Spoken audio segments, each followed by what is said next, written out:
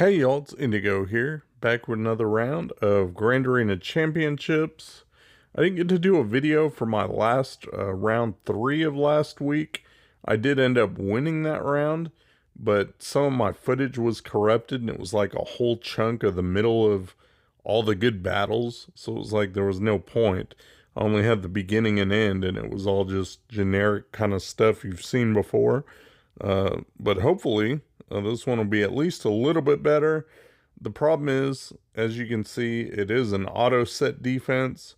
So I gotta fight all his best characters, but there's at least no real synergy squads. I mean, all 5 GLs on D. Fought this opponent once before, and I think he whooped me then. But looking at his history, it's like half the time he plays, and the other half, he doesn't. So I think he must be busy with work or something. Anyhow, you guys see it's a bunch of auto set squads. So I really did want to put something out since I wasn't able to do my round last week and show you guys that. However, there isn't a ton that you can learn from this. So what I did, if you'll watch this video, and you'll notice it's quite a bit shorter than the typical videos, especially now when we got 15 squads to take out, is I just sped them all up. So I'll show you the kind of start of each match, what squad I used, and then I'll go ahead and cut it towards the end, and that way you can see how many were left alive and how it all played out and what scores I got. But that way it doesn't take up too much of your time and you still get to enjoy a Grand Arena style video and kind of see how it works, if that makes sense. So start off with this squad of Supreme Leader Kylo, and I just took in the typical Jedi that you would use to counter the squad, and you can see there that they're all still standing. I've got Kylo into the yellow, he's gone, and there's Grievous left, so not a lot for him to do. We'll go ahead and just take him out and be done with it. 58 banners there. Now we've got a squad led by Grandmaster Yoda. It had Han in there, so he was going to shoot first. The good thing is they don't have any kind of permadeath characters or permadeath mechanic. So, okay, I'm going to go ahead and use Night Sisters here. There's a way that they can get buffs through Grandmaster Yoda, but they don't have a ton of healing. So Night Sisters should work fine, and they're going to lose protection anyway. So we'll go ahead and forward it for you, and you can see that they had no trouble, able to take them out, and Plague did all the work. And I just got Ahsoka and 3PO left standing, and once she goes, he'll retreat, and there we go. 55 banners, par for the course with Night Sisters.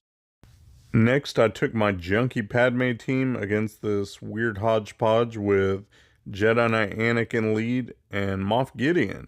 So because he's in there, and I'll just give you some thoughts here, is he can reduce all the turn meter, but you can't really screw with Padme's turn meter. So I figure that'd be a huge plus. And you can see that they ended up having no trouble. They lost all their protection, but still got the 55 banners for the win. Now I'm up against a squad that's got Thrawn lead. It's got Malik in there, so he does kind of make it dangerous. You got to put enough power in there that they can take Malik out. But I figured bounty hunters would work. I've got Mando-led bounty hunters, so they'll hit the contract quick, disintegrate Malik. After that's done, it's all over. And they can heal up quite nicely to get pretty good banners. So 59 there, not too bad. That'll clear that front wall and open up the back. And if you know it's an auto set defense, you actually know exactly what's back there. If you care to go through their roster and sort it by power, you'll see the exact squads that are left if you count every 5 off. But we'll go ahead and go up top because I really want to make sure I can get to ships and try and get just as many points as I can, because I've already had a rough season so far without being able to get full clears, so I need as many points as I can get. This one went pretty typical.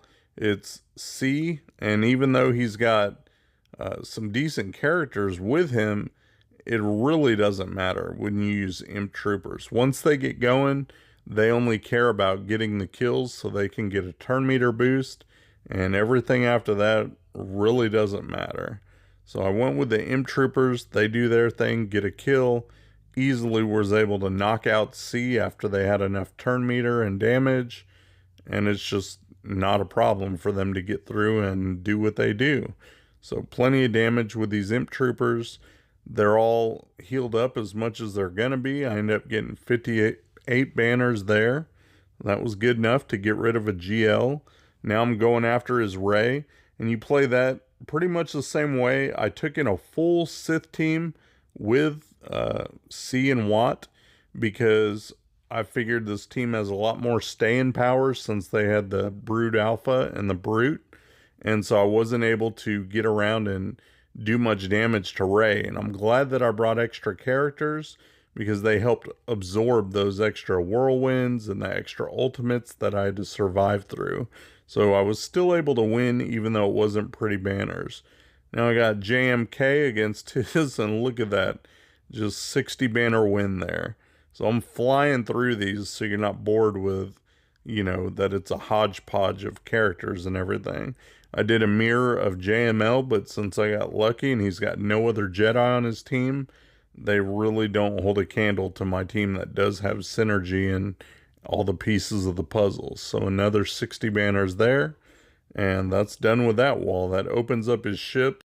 So an auto set defense will put all your best ground characters down, but it puts some crappy ships down. Like, there's no negotiator or anything, so it's pretty easy ships to tear through. I don't have to worry about those. Let's knock out these last 3 auto set D teams, and then I'll run through his ships and call it a day.